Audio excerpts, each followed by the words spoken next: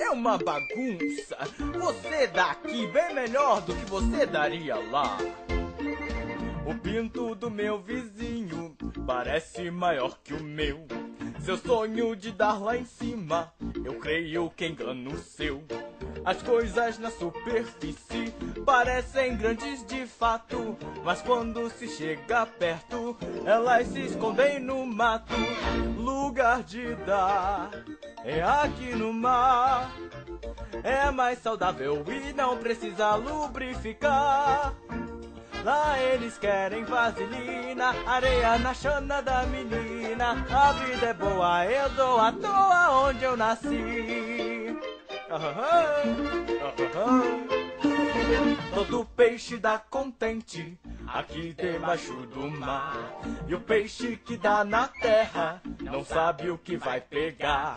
Às vezes é gonorreia ou outra DST, mas quando a doença é braba, ninguém mais pode fuder. Oh, lugar de dar é aqui no mar. Ninguém nos segue nem nos persegue pra nos carcar. Se o peixe quer chupar um pau, que tome conta do Bilal. Dar pra um escuro é menos seguro, vai arregaçar. Aqui no mar, neste oceano, entre saiano, tem tudo aqui. Os peixes param de trepar quando é hora de tocar. Temos a bunda que não é imunda aqui no mar. Tritão, chupa, flaute, a carpada, raba, solha, abaixa, melhor cu, não acha que nos metais dão o cu demais. Esperem que temos mais. Ninguém toca mal, nem o bacalhau. A truta tá dando e o preto chupando até o salmão. Mete o mãozão e olhem quem vem chupar.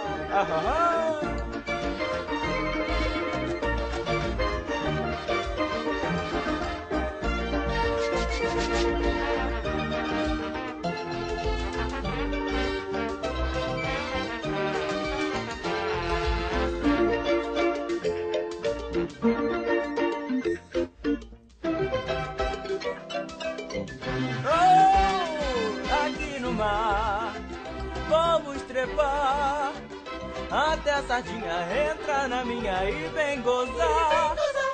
Se lá eles trepam na areia, temos cloacas de sereia. Qualquer molusco sempre que eu busco sabe tocar.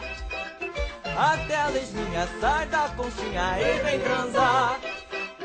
Caracolzinho tira um sonzinho, por isso a gente daqui é quem te faz um programa até na lama aqui no mar.